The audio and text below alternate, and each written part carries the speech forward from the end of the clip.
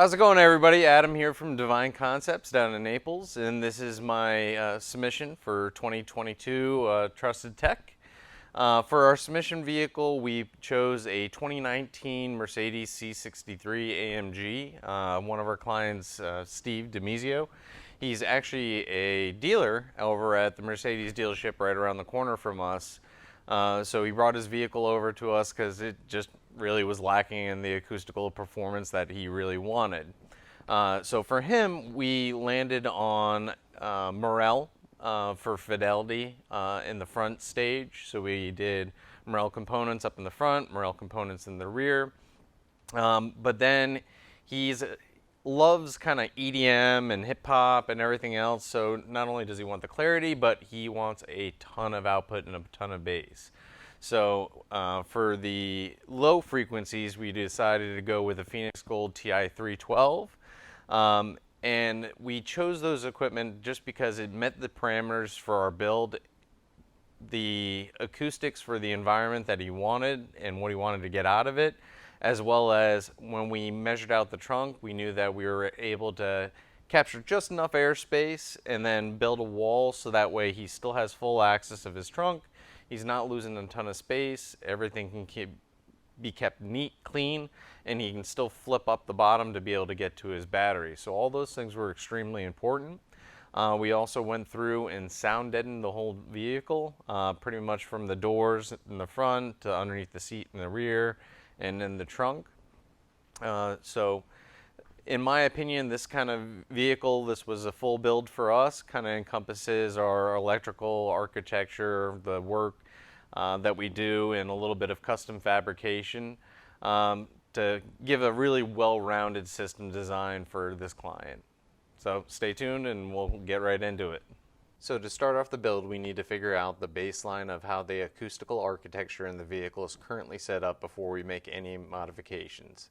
We used our phonic PAA2 to take a baseline measurement of the outputs of the factory amplifier and utilized our oscilloscope and test tones to find out where all the factory clipping points are. Sound shield was added to the two front doors, rear seats, quarter panels, and trunk to help reduce any unwanted resonance and external noise. We manufactured new speaker adapters out of ABS to secure the new Morel drivers into the OEM locations. We designed the enclosure utilizing the woofer's steel small parameters to ensure optimal performance of the driver. The enclosure was fabricated utilizing 3/4 inch MDF. We routed out the opening utilizing our Mobile Solutions circle templates for a snug fit and added threaded wood certs to the face of the enclosure to ensure a solid mounting surface and future serviceability utilizing machine threaded hardware.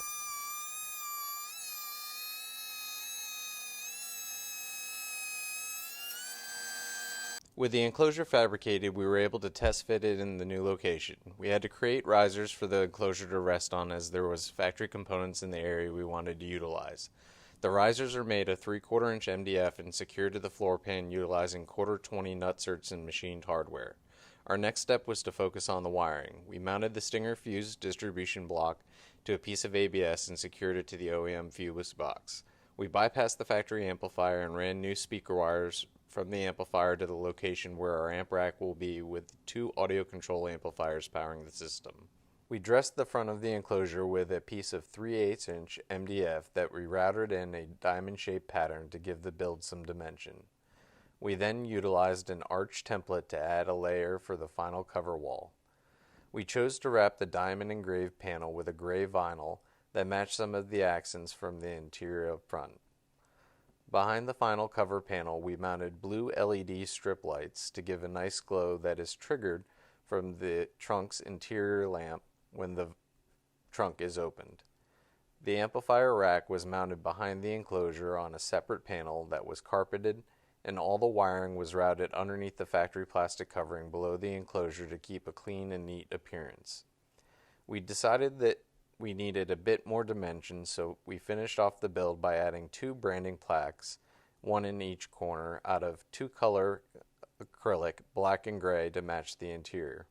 One badge for Devine Concepts, the other logo for AMG. So if I had to describe my personal and professional evolution over the past year, I'd say it's been absolutely tremendous.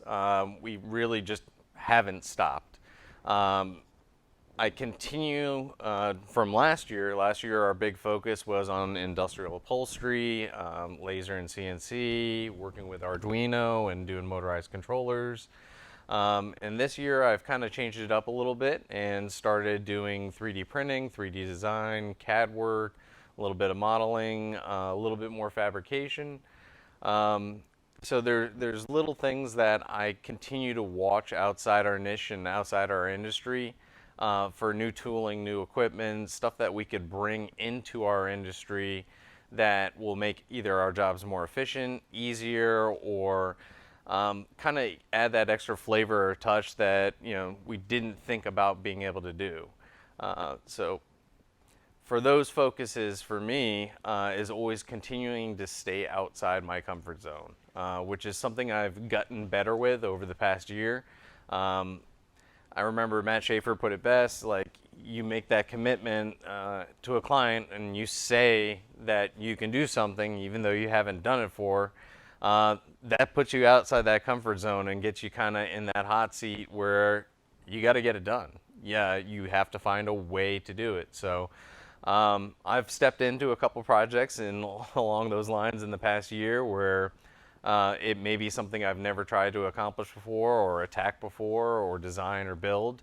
But I know that with the adequate amount of time and resources and materials and the tooling that we have here and the extreme OCD I have on every project that I do, that we can accomplish it. It might just take me a little bit longer, but it allows for me to progress as an installer and a technician and advance my skill set.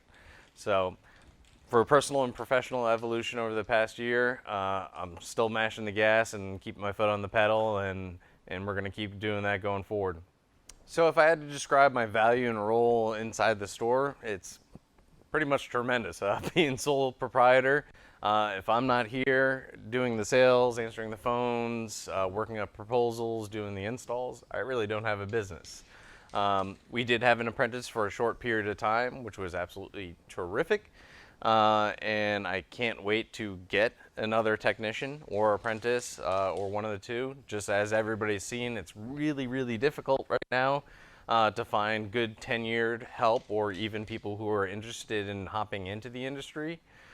So we hope to have somebody soon because our backlog and our scheduled out days are getting further and further. When we're making this video right now, we are booked actually out till April 20th. Which is great, but then also bad on the flip side of that coin, as we don't want to make clients wait that long to have an installation done or be able to get something changed or done on their vehicle. We've become a pretty much instant gratification society, but if you have the right clientele, you spend the time with them to really listen to what their expectations are and show them that you're that smart friend and that knowledgeable expert, they're going to be willing to wait no matter what it is. 1 month, 2 months, 3 months. They're going to wait for you because they have built that rapport and that trust with you to the point where they're not going to go anywhere else. And that's what we try and do and have that concierge service with each and every client that comes through the door. So that way the time is not of the essence. It's more them looking forward to getting exactly what they desire and what their expectations are. So when we talk about roles or activities that I do with inside the industry to try and help the industry as a whole, I try to do everything I can possibly do to make sure that we are projected in the best positive light. So for me, first and foremost is education. I've always been a huge advocate of the MECP program. I've been an MECP master or expert now for quite a few years, as well as a subject matter expert, which means back in the analog days of the good old textbooks, I was helping contribute as a author and writer and write chapters in the books. One other thing that I really, really enjoy doing and have started doing over the past couple years is dedicating my time and actually going out and teaching classes at Knowledge Fest, albeit maybe a installer or fabrication or best practices or a business owner and manager class. And then actually in Vegas, I'm partnering up with another 10-year colleague and we're going to be doing a branding class.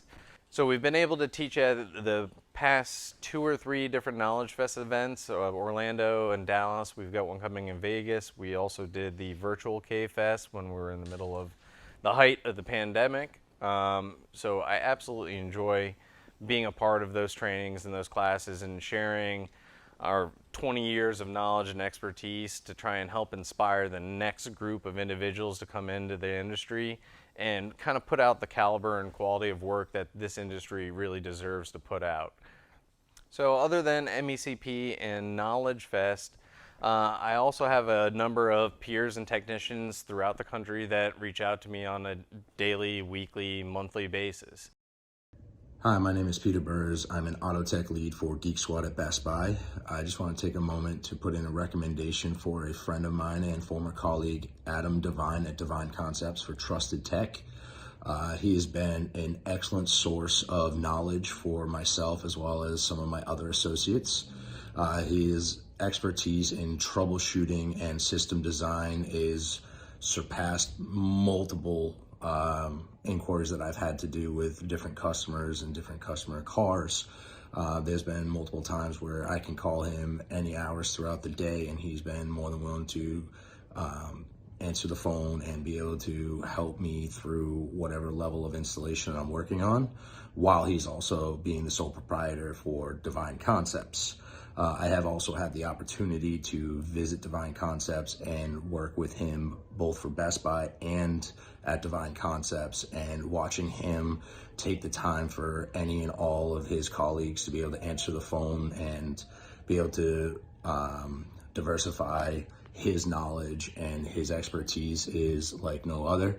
So I would love to be able to take this time to put in a vote for Devine Concepts and Adam Devine for Trusted Tech. Thank you. Hey everyone, Matt Layton from Sound Crafters in Daytona Beach.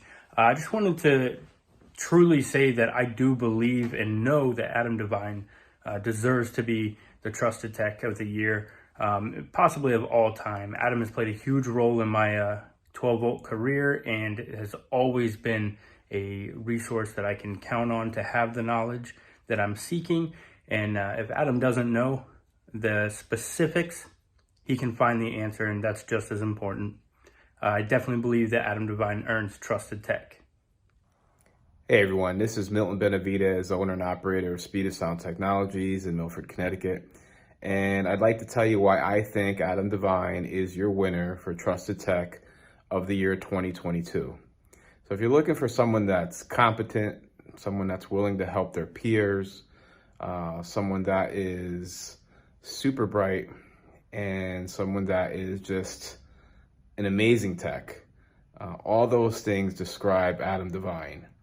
If you don't know him, he's a former MECP Master Tech of the Year. He's also a former Retailer of the Year. And those two things alone should tell you what type of person he is. I know for a fact that Adam does everything OEM or better, and in most cases, it is better. He cuts no corners, and that is why I endorse Adam Devine for Trusted Tech of the Year 2022. Good luck, Adam. Hey everyone, Dalton Trainer with Cartoons Incorporated of Greenville, Mississippi. I'm a current top 12 installer for the 2022 lineup, and I want to brag a little bit on my friend Adam Devine. I think he should be chosen for the Trusted Tech this year because he is extremely knowledgeable when it comes to any kind of in-depth question that you have. If you have an electrical question about a vehicle, things that I call on him a lot for are like for my 3D printer and my laser over here. He's extremely knowledgeable when it comes to that, and he's always doing things to broaden his skill set. I have no problem answering my phone, whether it be a text message, private message, direct message, email, communication.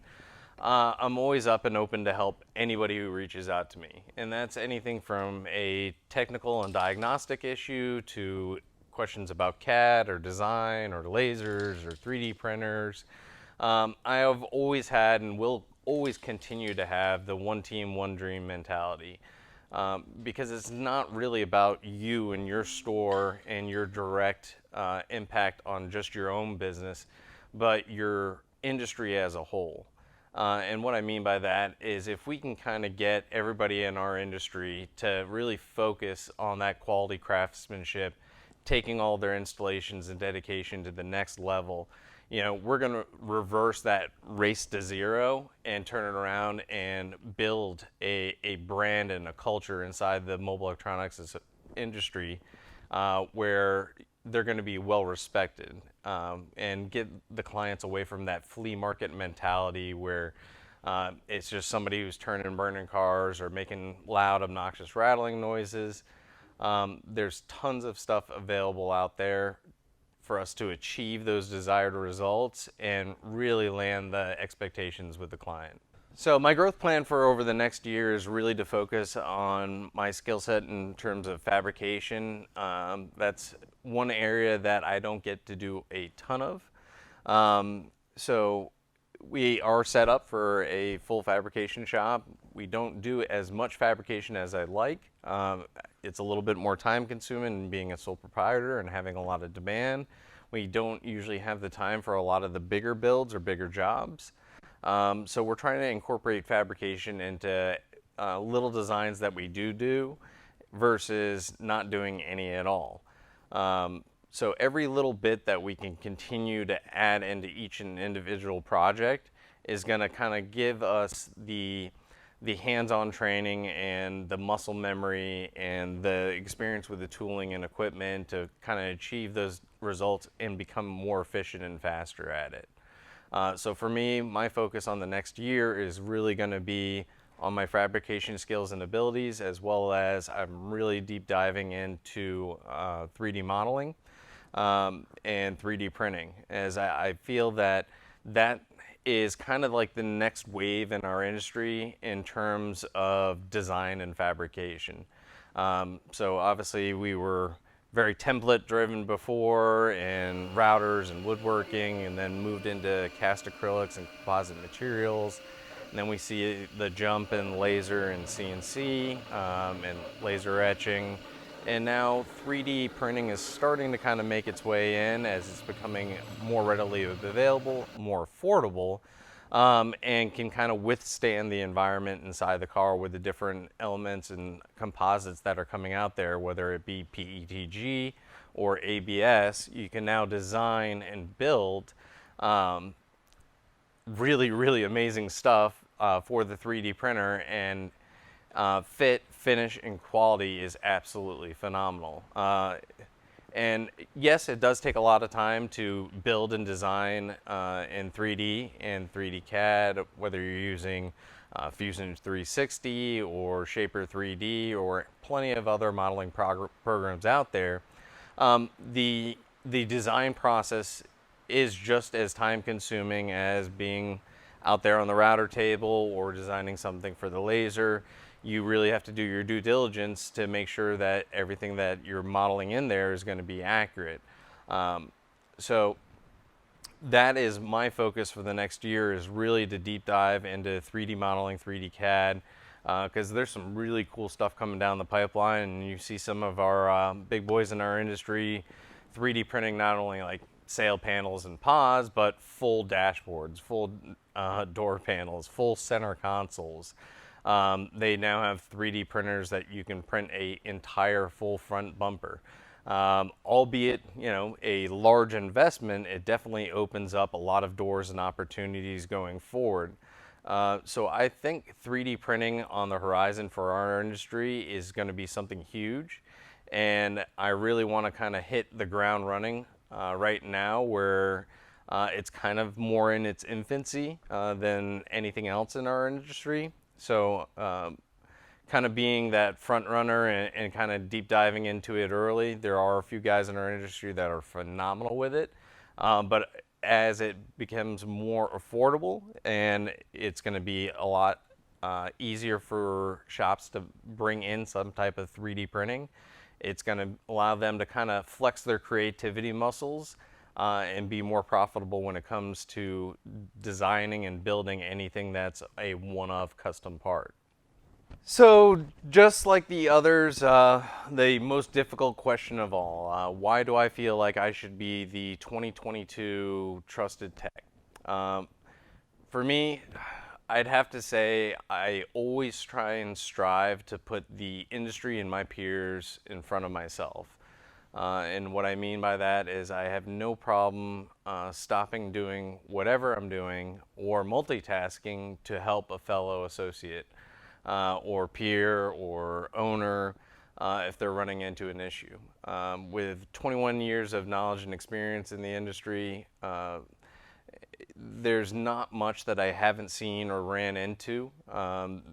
And there's newer guys in our industry that need that help, that don't have that tenure and that old antiquated knowledge that we kind of grew up on, and the fundamentals that were completely different in the 90s, where there was a heavy analog 12-volt wire pretty much going to everything, and there wasn't a whole lot of computers and T-harnesses and fiber optic and CAN bus.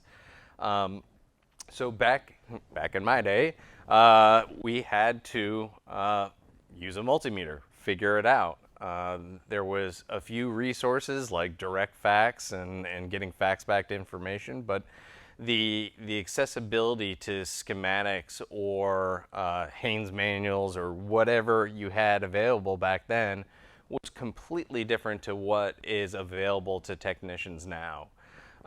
So having had to cut my teeth in the harder part of our industry has made me a little bit more well-rounded to be able to assist those people that maybe haven't had the opportunity to have that kind of background.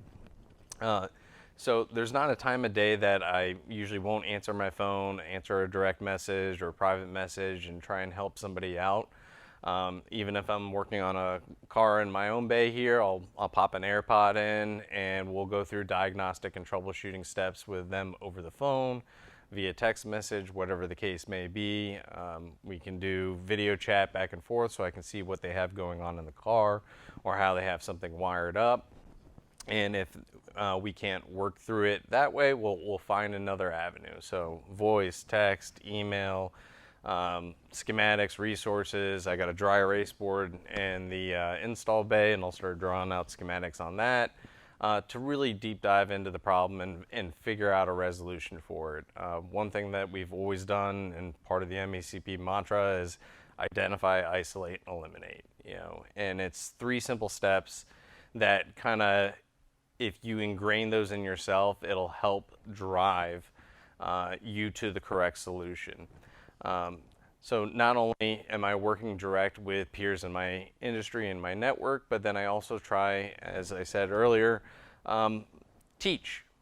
And I think teaching is a huge part of that. And I'd like to see a lot of other folks in our industry that have that kind of tenure and that knowledge in their back pocket to get out there and share it with the newer generation. If we want to see more technicians and more people come into the industry and feel comfortable, then us as leaders in the industry that have that tenure and that experience, we need to be sharing that knowledge with the newer generation. We find it extremely hard to find any installers and techs, and that's because nobody's being groomed or taught or educated to be into that apprentice and next level. So you got to make it kind of insightful, tasteful, and to the point where people are thirsty and hungry to come out there and learn. So doing my due diligence and helping out at Knowledge Fest events or being a part of the MECP programming and helping deliver information that way is something that I really enjoy doing, because it is a one team, one dream mentality. We have to have that, and you have to help your fellow peers out, because it all just kind of creates a better industry as a whole versus being one great shop here and one great shop there, and then maybe a whole bunch of subpar shops in the middle. For me also, there's others in the industry that I try and help, whether it be manufacturers. So something as small as if I were to run into an issue with a vehicle on steering wheel control programming and I found a solution around it, I will contact the manufacturer of that product or that software and let them know what I've found and what I've done to rectify the issue to be able to make a item that they can't say for 100% it's going to be functional or work. we're going to give them the workaround or show them what we did to integrate that solution and make sure that it works every time. Another great friend of mine, Rich at ZZ2, I've tried assisting him. We do a lot of his CarPlay wireless interfaces. It's a great product, great opportunity, but he needed assistance on the installation manual side. Just like myself, he tries to do a lot on his own and really didn't have the time to do the installation manuals part. So we had a Bentley Flying Spur in here for an install, and the tech documents that was available from him for that vehicle that a third party made just really didn't hold a candle to really what you have to do. And when you're working on a car of that caliber, you got to be extremely careful, especially when you're disassembling the actual guts of the radio and adding circuit boards and ribbon cables inside. So we did a step-by-step photo process and then did a write-up and delivered that back over to Rich, so that way it can help others in the industry that run into that vehicle or pick up that kit and be able to land stellar results and not have to do all the out-of-the-box thinking on their own. So that's another example that of things that I like to do to try and help benefit our industry as a whole. So keeping knowledge, education, quality craftsmanship, helping your peers, Knowledge Fest events, continual trainings and education, helping manufacturers, networking with local installers, installers over the nation, and just lending a hand and an ear to anybody and everybody out there who asks for it is something I strive to do on a day in, day out basis to make our industry better as a whole. And for those reasons, I feel I'm qualified to be your 2022 Trusted Tech. So I just want to take one last moment to go ahead and thank MEA, Chris Cook, all the judges, everybody who's dedicated and volunteered their time to make all these awards and the industry awards possible. It's something I absolutely love and strive for every year. It's an absolute pleasure to be a part of it, humbled to be recognized for it. And I can't wait to see everybody in Vegas. So it's right around the corner. We're finishing up these videos, and then we're going to start working on our content for our classes at Knowledge Fest. So there's never a dull moment. So everybody, safe travels, safe flights. We'll see you guys in Vegas, and we'll get ready to rock and roll for the new year. See you guys.